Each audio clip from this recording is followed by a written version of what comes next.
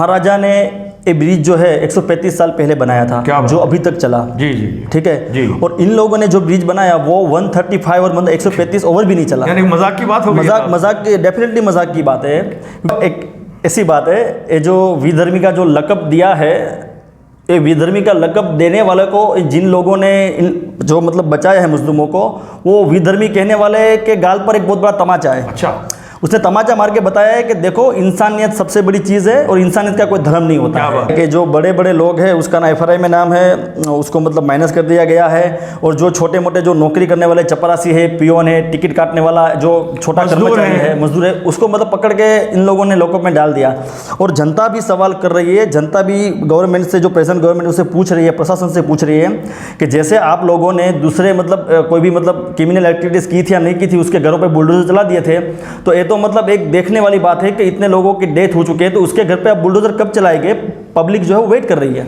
सलाम दोस्तों, मैं उस्मान कुरैशी आमीन मीडिया से। मोरबी राजकोट का जो सानेहा पुल का हुआ, उसको लेकर आज हमने एक ऐसी शख्सियत को बुलाया कि वहाँ के जो मकरानी बलोच समाज की जो चारों तरफ से तारीफ़ें हो रही हैं, तो उसको लेकर हमने इनको मदऊ किया है और इनसे जानेंगे कि ये समाज में इतनी हिम्मत क्यों है। उससे पहले एक मुख्तसर से आपको तारीख़ बता दूं कि मकरानी समाज जो है, मकरानी वो बलोचिस्तान के मकरान से ताल्लुक़ रखता है। ये लोग जंगजू लोग हैं, मतलब जो हमारे यहाँ भारत में क्षत्रिय होते हैं, इस तरह के ये लोग होते हैं मुसलमानों के अंदर, और हमेशा इनका ताल्लुक़ फ़ौजों से रहा है। जो यहाँ पर भी गुजरात में जो कौम आके बसी है, वो मुग़ल सल्तनत के साथ ये लोग आए थे और फिर यहीं हो गए रह गए। अब तो पक्के गुजराती और पक्के अहमदाबादी हो गए। जो वजह ये है कि इनके घरों में भी आजकल तो गुजराती बोली जाती है। हमारे साथ जो मौसूफ हैं मेहमान मौजूद हैं, वो भी इनके घर में भी गुजराती ज़ुबान इस्तेमाल होती है। साथ साथ में इनका आजकल तो जंगों का ज़माना रहा नहीं, तो ये लोग आजकल पुलिस में है और पुलिस में भी बड़ी बड़ी आला दर्जों पर इनकी FIs हैं। तो आज जो हमारे साथ मेहमान मौजूद हैं वो हैं जनाब ज़ाकिर हिंद साहब। ज़ाकिर हिंद साहब आपका खुसूसी खैर मकदम करते हैं यहाँ पे आमीन स्टूडियो में। ज़ाकिर हिंद साहब, कुछ इस तरह से इनकी पहचान है कि ये कि युवा नेता है अपने ये मकरानी बलोच समाज के अहमदाबाद के, और साथ साथ में एक सामाजिक कार्यकर हैं, अपनी सोसाइटी के अच्छे सेक्रेटरी हैं, और साथ साथ में इतनी हिम्मत रखते हैं कि ये इन्होंने काफ़ी कुछ ऐसे काम किए जो औरों के बस की बात नहीं थी। ये खुद का इनका एक बिज़नेस है और तालीम से ये इंजीनियर हैं, लेकिन वो शोबे में को छोड़कर इन्होंने अपना एक कारोबार संभालते हैं। तो ज़ाकिर हिंद साहब, सबसे पहला आपसे ये सवाल रहेगा कि जो ये मोरबी राजकोट में जो पुल टूटने की तारीख क्या है, मतलब ये पुल कैसे कब बना और किसने बनाया था, और आजकल ये मकरानी समाज की जो चारों तरफ से बोलबाला हो रही है, तो उस पर आप कुछ कहेंगे? जी ज़रूर। ये जो देश के लिए और गुजरात के लिए जो एक दुखदायक घटना है, जहाँ अभी आज लोगों के बहुत दिनों से आंसू भी नहीं सूख रहे, ऐसी दर्दनाक जो घटना घटी मोरबी के अंदर, ब्रिज टूट गया, तो उसकी हिस्ट्री उस्मान साहब कुछ इस तरह से रही है कि अंग्रेज़ के ज़मानों में वाघजी ठाकुर, वहाँ के महाराजा थे वाघजी ठाकुर, उसने लंदन से लोहा मंगवा कर ए ब्रिज को बनवाया था। तो this is the one type of historical bridge, ये कोई आम ब्रिज नहीं था, यानी ये 100 साल से ऊपर का था। हाँ, 135 साल पहले का मतलब ए ब्रिज था जो वाघजी ठाकुर ने लंदन से लोहा मंगवा कर बनवाया था। जी। अच्छा, ये ब्रिज अभी मतलब कुछ 5 दिन पहले रिनोवेट करके मतलब उद्घाटन के लिए, ओपनिंग के लिए रखा था, और उस टाइम पे कुछ शाम का वक्त था, मतलब 6 से 7 का मगरिब का वक्त। उस टाइम पे मतलब ये ब्रिज ज़्यादा लोड या कोई भी मतलब प्रशासन की कोई गलती की वजह से ये ब्रिज टूट गया, और एज़ पर गवर्नमेंट रैंकिंग कुछ 400 लोग जो है पानी में मतलब गिर गए। उस टाइम पे बाजू में एक मकरानी वास है जहाँ मतलब बलोच मकरानी की आबादी रहती है। ठीक है। जैसे इन लोगों को न्यूज़ मिले कि मतलब ब्रिज टूटा है, उन लोगों ने अपनी ना जान की, ना माल की, ना कोई चीज़ की मतलब परवाह किए बगैर दौड़ लगाई, और दौड़ लगाकर पानी में कूदे, और जो लोगों को बचा सकते थे उतने मैक्सिमम लोगों को बचाकर बाहर ले आए। बहुत अच्छा। हालांकि एक काम कोई छोटा मोटा काम नहीं, अपनी जान की मतलब बाजी लगाने वाला काम था। नहीं, मैं आपको यहाँ रोक कर जगदीश ठाकुर साहब की जो इसके ऊपर एतराफ़ है वो दर्शकों को सुनाऊं, फिर हम आगे बढ़े। तो सुनिए। जेवी खबर पड़े छे आ मकराणी वास मुस्लिम મહેલામાંથી ઘર બાર છોડીને વસ્તી બચાવ કાર્યમાં લાગી જાય છે। કહેવાનોને પત્રકારોએ કહ્યું કે આ મકરાણી વાસના 100 યુવાનો દોડ્યા ના હોત તો જગદીશભાઈ મૃત્યુ આંક 400 કરતા વધારે હોત। हाँ, तो मकरानी साहब, अभी आपने जैसे जगदीश ठाकुर साहब को सुना, इसी तरह से काफ़ी पत्रकारों में भी गम गुस्से का आलम है कि भाई यहाँ के जो प्रशासन के जो तरीका है काम करने का, वो उससे आप संतुष्ट हैं? प्रशासन का जो काम करने का तरीका है उससे मैं तो नहीं, लेकिन कोई पब्लिक, आम पब्लिक भी संतुष्ट नहीं है। जी बिल्कुल, काफ़ी सारी वहाँ पे वीडियोस वायरल हुई हैं और हमारे तक भी आई है। मैं ये दर्शकों को वो भी दिखाता हूँ।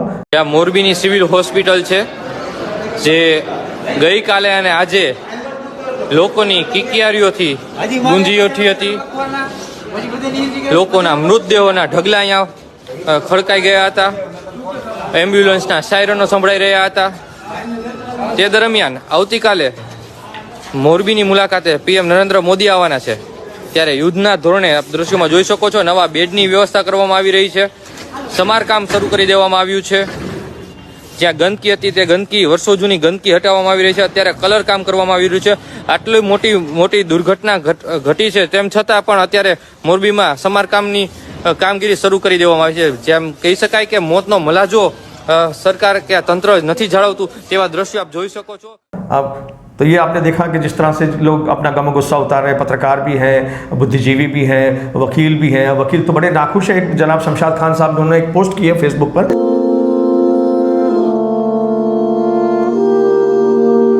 कि भाई प्रधानमंत्री ने ये अपना एक दिन का प्रोग्राम डिले क्यों किया? क्या यहाँ पे रंग रोगन हो जाए और वहाँ पे तैयारियाँ उनके आने की हो जाए इसलिए? और वहाँ के जो बुरे हालात है उस पर ये बहन से सुनिए इनका कहना है, और ये भाई से सुनिए ये क्या कहना चाहते हैं। મોરબીમાં મોતનો તાંડવ ચાલી રહ્યો છે અને અહીંયા પીએમ ના સ્વાગતની તૈયારી ચાલી રહી છે। શું સંવેદનાશીલ કરવા આવે છે મોદી સાહેબ? પ્રધાનમંત્રી આજે આવી રહ્યા છે। પ્રધાનમંત્રી આવ્યા છે, ખાલી હમણાં બસ ફિલોસોફી કરીને વયા જશે। ફિલોસોફી કરીને વયા જશે। મને ભલે ફડાકે દઈ દઈએ, બાકી ફિલોસોફી કરીને હમણાં વયા જાય। 50-50 લાખનું ધુવાણો કરીને યા જનતાને જ ભોગવવાનું, એને નહીં ભોગવવાનું। 5-5 દેશે લ્યો, એના છોકરા હોવરના થઈ ગયા અને સિવિલ હોસ્પિટલમાં કોઈ એના બાપે નહોતો દિવાળીમાં કલર કર્યો, અત્યારે કલર કરીને બધાને દેખાડ્યું કે આ બાપુ આવ્યા। પહેલા નહોતું ને સિવિલમાં? હતું જ નહીં કાંઈ, પાણી નહોતું પીવાનું। જે આ બધા મુહૂર્ત લઈને જતા હતા ને મૃતદેહને, ત્યારે પીવાના પાણી બિચારા ઘરેથી દઈ જતા હતા।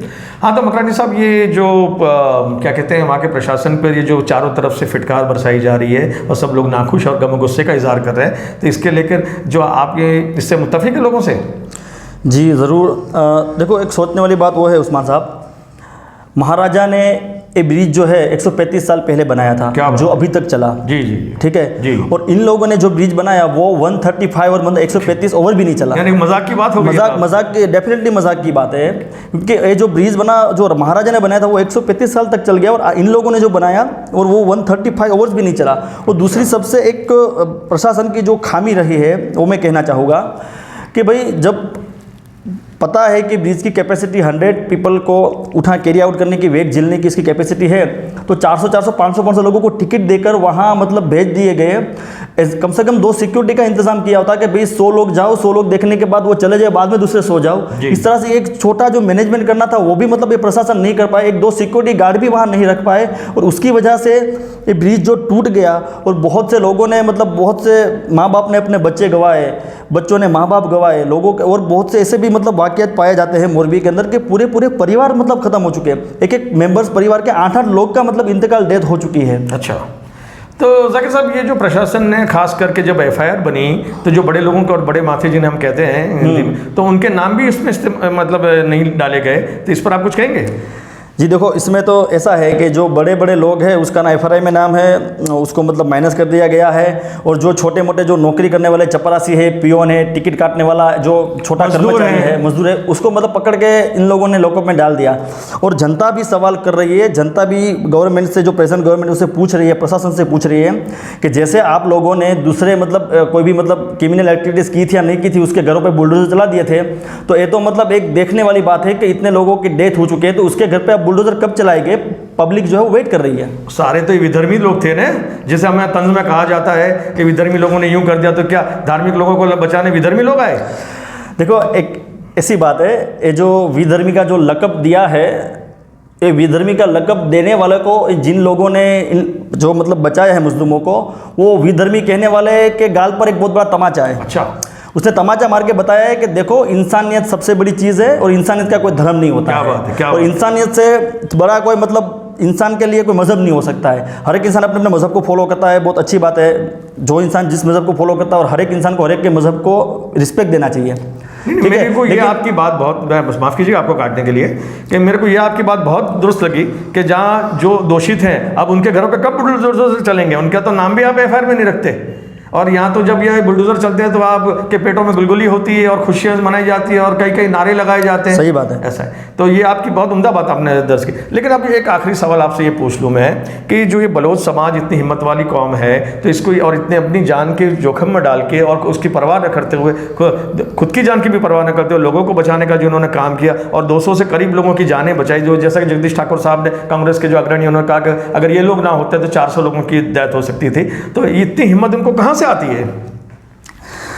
उस्मान साहब, हमारे काठियावाड़ सौराष्ट्र में एक कहावत है कि जो इंसान की खुमारी होती है ना, वो इंसान के ब्लड में होती है, मतलब बहादुरी वो इंसान के ब्लड में होती है। उसका कोई वावेतर या बीज रोप के उसकी फसल नहीं उगाई जाती। ठीक है। तो बलोच मकरानी समाज है, वो पहले से उसकी प्रकृति ही रही है साहसिक, बहादुर और ईमानदार कौम रही क्या है। बात। जैसे एक गुजरात की धरती पे बलोच मकरानी समाज का इतना सुनहरा इतिहास है।